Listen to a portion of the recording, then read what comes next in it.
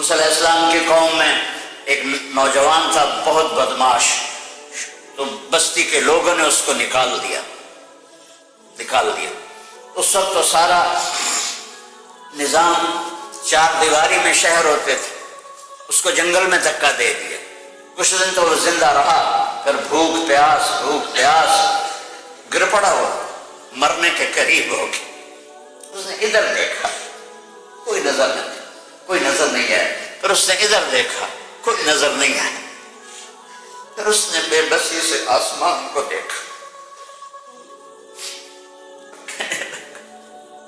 میرے رب مجھے سب نے چھوڑ دیا ہے، میں تیرا گناہگار بندہ، میں نے ادھر دیکھا مجھے کوئی نظر نہیں آیا، میں نے ادھر دیکھا مجھے کوئی نظر نہیں آیا، میری نظر تیری طرف ہے، میں بہت گندا ہوں، مجھے معاف کر۔ اور اس کی موت آ گئی۔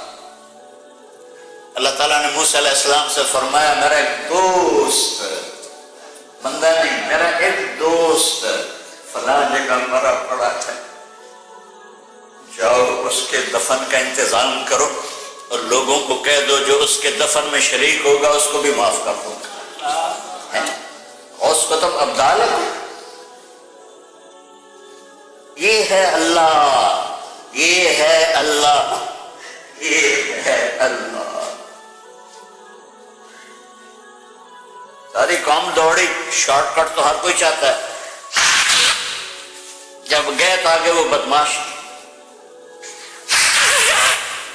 لوگوں نے کہا موسیٰ اس کو تو ہم نے نکالا تھا اس کی برائیوں کی وجہ سے، تیرا رب کہہ رہا ہے کہ میرا دوست مر گیا۔ موسیٰ علیہ السلام نے اللہ سے پوچھا، اللہ تعالیٰ نے فرمایا موسیٰ یہ ایسے ہی تھا جیسے لوگ کہہ رہے ہیں، لیکن موت کے وقت جس بے بسی سے اس نے مجھے پکارا، میری رحمت نے گوارا نہ کیا کہ میں اس کو ایسے چھوڑ دوں۔ میری عزت کی قسم، کم ظرف نکلا، صرف اپنی بخشش مانگی۔ اگر اس وقت پوری مسلمانوں کی بخشش مانگتا تو اس کی طفیل میں سب کو معاف کر دیتا۔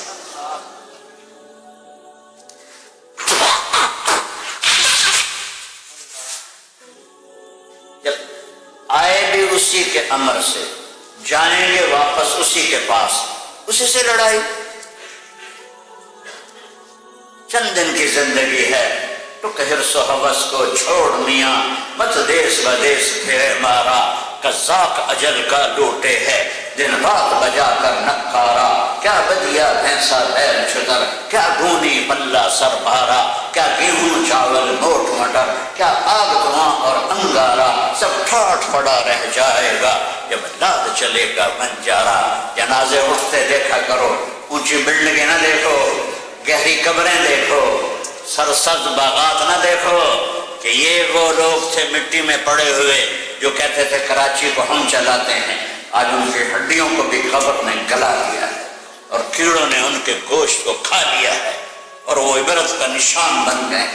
ایسے مرو کہ اللہ کہے واہ میرا بندہ میں تو اس سے راضی۔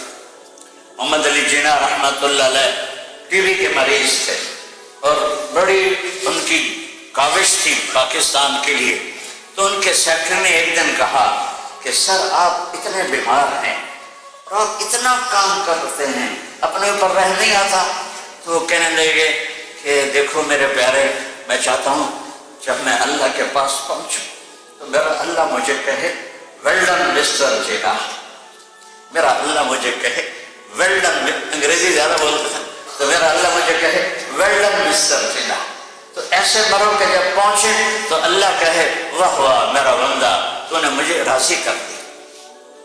اور اس کا ایک ہی راستہ ہے محمد الرسول اللہ۔ اللہ کو منانے کے لیے نہ پیسہ چاہیے، نہ دولت چاہیے، نہ نسب چاہیے، نہ حسب چاہیے، نہ غربت چاہیے، نہ امیری چاہیے، محمدی بن کے دکھا دو بس۔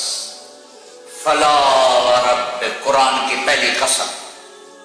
پہلی قسم سورہ نساء میں، فلا وربک لا یؤمنون حتی یحکموک فیما شجر بینہم۔ میرے محبوب یہ بتا دیں کائنات کے انسانوں کو، گلستان جوہر کے مسلمانوں کو، جب تک تیرے غلام بن کر نہیں آئیں گے مجھے تیرے رب کی قسم میں نے قبول نہیں کروں گا۔ محمدی لا الہ الا اللہ پاسپورٹ ہے، محمد رسول اللہ ویزا ہے جنت کا۔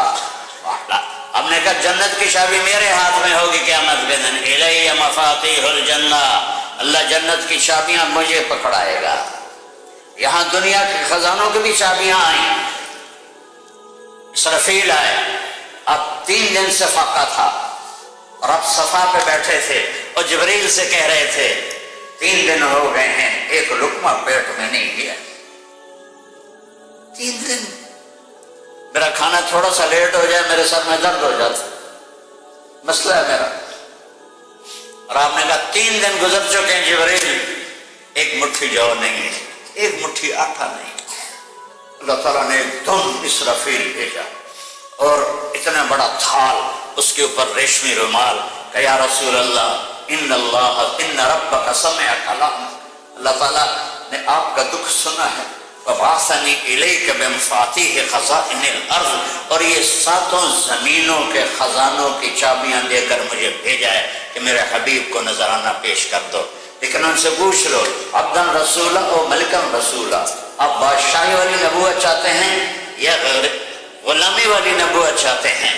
تو آپ نے فرمایا نہیں، بادشاہی نہیں چاہیے، مجھے غلامی چاہیے، مجھے غلامی چاہیے، میں غلامی والی نبوت قبول کروں گا، بادشاہت والی نبوت قبول نہیں کروں گا۔ سلیمان علیہ السلام نے بادشاہی مانگی، اللہ نے دے دی، اور میرے نبی کو مانگے بغیر پیش کی نہیں۔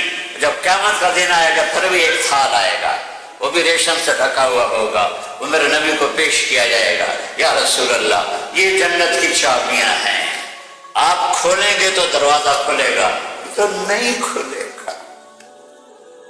اگر شان دیکھنی ہے قیامت کے دن تو اپنے نبی کی دیکھنا۔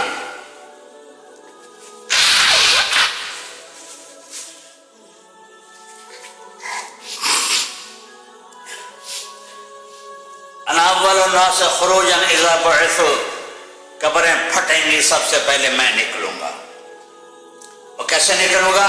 میرے دائیں طرف ابو بکر نکلے گا، میرے بائیں طرف عمر نکلے گا، اور اس سے عجیب بات، بلال رضی اللہ عنہ کی قبر دمشق شام میں ہے، لیکن آپ نے فرمایا بلال میرے قدموں سے اٹھے گا اور باہر نکل کے اذان دے گا، پھر میرے لیے براق لایا جائے گا، میں اس پہ سوار ہو کر محشر کی طرف چلوں گا، اور بلال میرے آگے سرخ اونٹنی پر آگے آگے چلے گا۔ جب ہم پہنچیں گے میدان حشر میں تو اللہ بلال سے کہے گا اذن یا بلال، بلال آج اذان بلالی سنا، ہمارا شاعر مشرق کہہ گیا تھا رہ گئی رسم اذان روح بلالی نہ رہی، فلسفہ رہ گیا تلقین غزالی نہ رہی۔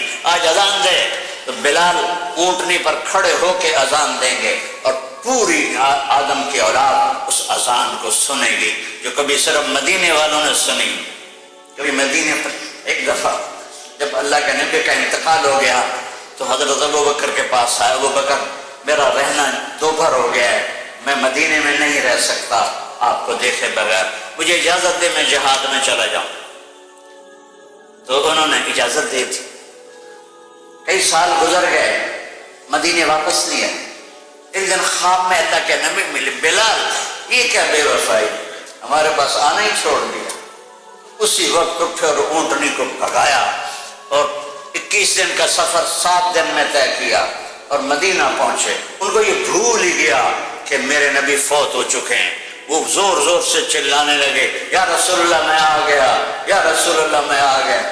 آگے آ کے دیکھا تو قبر پہ غشی کھا کے گرے، تو اتنے میں نماز کا وقت ہو گیا۔ تو انہوں نے قسم کھائی تھی کہ جب اللہ کے نبی فوت ہوئے تھے کہ آج کے بعد میں اذان نہیں دوں گا، تو لوگوں کو پتا تھا اذان نہیں دیں گے، تو انہوں نے حسنین کو بلایا، میرے نبی کے پھول، میرے نبی کے جان و جگر، میرے نبی کی آنکھوں کی ٹھنڈک، جن کو ہم نے ایسے بلا دیا ہے جیسے کوئی شے نہیں ہے، جس نے یا اللہ میں حسن حسین سے پیار کرتا ہوں تو بھی پیار کر، جو ان سے پیار کرے ان سے بھی پیار کر، جو ان سے بغض رکھے ان سے تو بغض رکھ۔ یہ ہیں میرے نبی کے پھول، شہزادے۔ تو صحابہ نے ان سے کہا کہ حسنین آپ بلال سے کہو تو یہ اذان دیں گے ورنہ نہیں دیں گے۔